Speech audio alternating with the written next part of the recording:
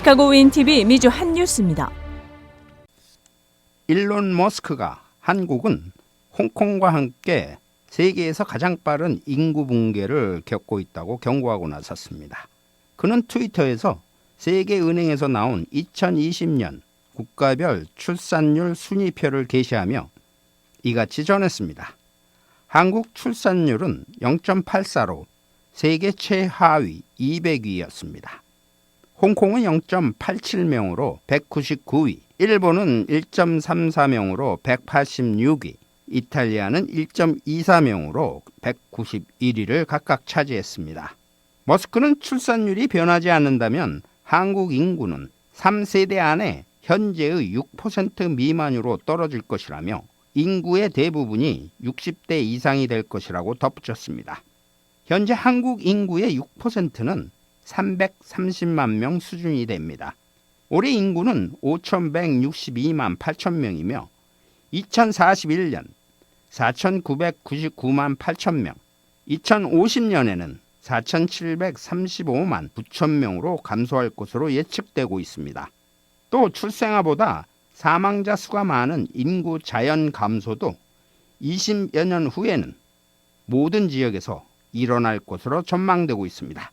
윈TV 뉴스 이종봉입니다.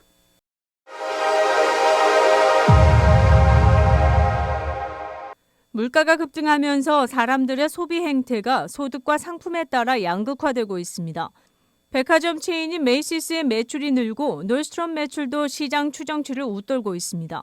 인플레이션 우려 속 장밋빛 전망이 나오면서 메이시스와 놀스트롬 주가도 상승세를 타고 있습니다. 초저가 할인 판매점들도 선전 중입니다. 달러트리나 달러제너럴에는 지갑이 얇아진 소비자들이 몰리고 있습니다. 그와 반대로 대형마트인 월마트와 타겟, 그리고 세계 최대 이커머스 아마존은 부진합니다. 이들은 바로 고급 상품과 초저가 상품의 중간 단계의 유통 채널입니다.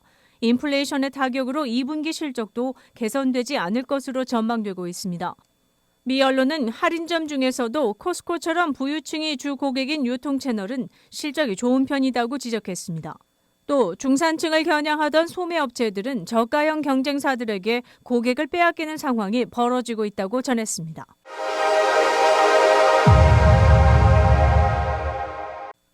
연방준비제도의 2인자인 레이얼 브레이너드 부의장이 디지털 달러를 발행할 경우 달러의 세계적 지배력을 지킬 수 있을 것이라고 말했습니다.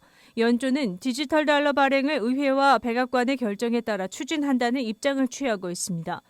그럼에도 국제금융 환경이 급변하자 이런 디지털 달러 발행이 필요하다는 목소리가 본격화되고 있는 것입니다. 미 언론에 따르면 브레이너드 부의장은 미국 하원금융서비스위원회 회의에서 주요 선진국들이 디지털 통화 발행을 추진하는 글로벌 흐름을 볼 때 미국이 디지털 달러 발행 없이 지배력을 유지할 수 있을지 생각해 봐야 한다고 주장했습니다. 그는 연준이 발행하는 디지털 달러는 디지털 금융 시대에도 달러화의 파급력과 안정성을 계속 믿어도 된다는 점을 전 세계에 확인시켜주는 수단이 될 것이라고 강조했습니다.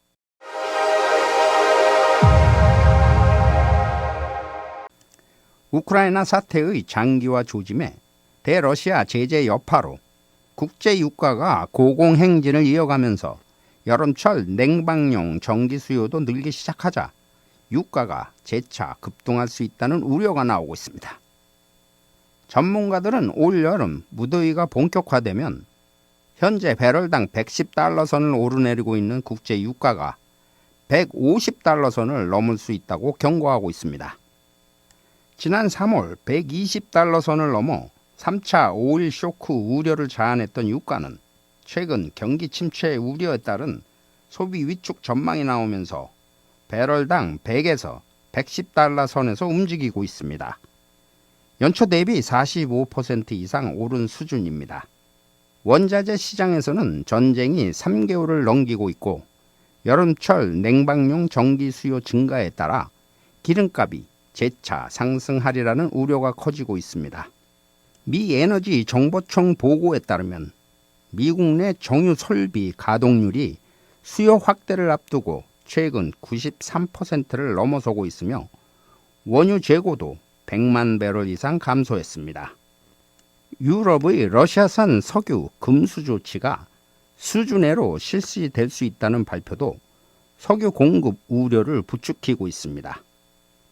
이와 더불어 주요 산유국들이 추가 증산이 없다고 못을 박으면서 공급 압박 수위가 더 높아지고 있습니다.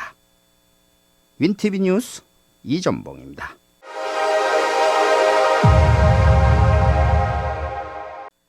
미 보건당국은 27일 지금까지 7개 주에서 원숭이 두창 발병 사례가 확인됐다고 밝혔습니다.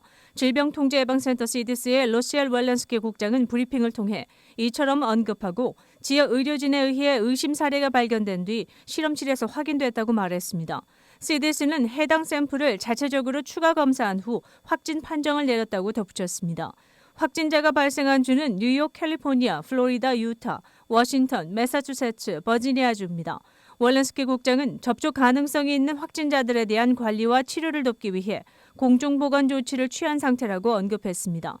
또 감염자 일부는 원숭이 두창 감염이 진행 중인 지역을 여행한 사람들과 관련이 있었다고 밝혔습니다.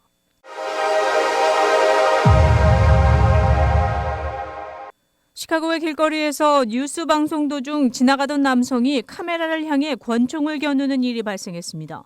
26일 팍스뉴스에 의하면 전날 오전 7시 방송된 팍스 32 채널의 프로그램인 굿모닝 시카고 생방송 중 한 남성이 기자 뒤를 지나가면서 카메라에 총을 겨눴습니다.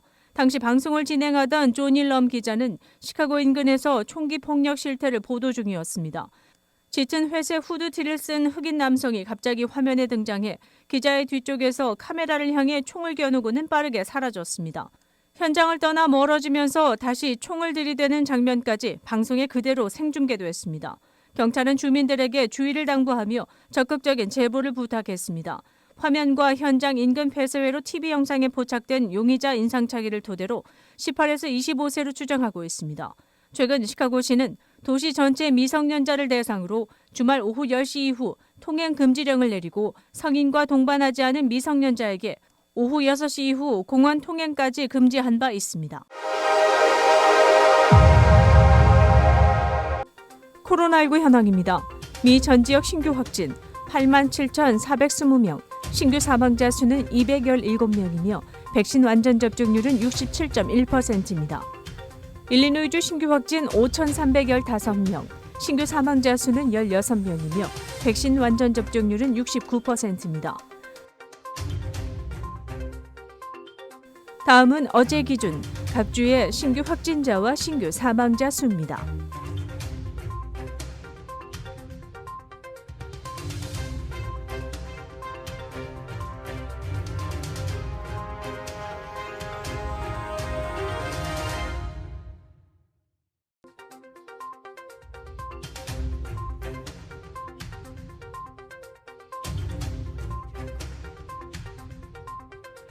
코로나19 관련 자세한 내용은 시카고 토탈닷컴을 통해 다시 볼 수 있습니다.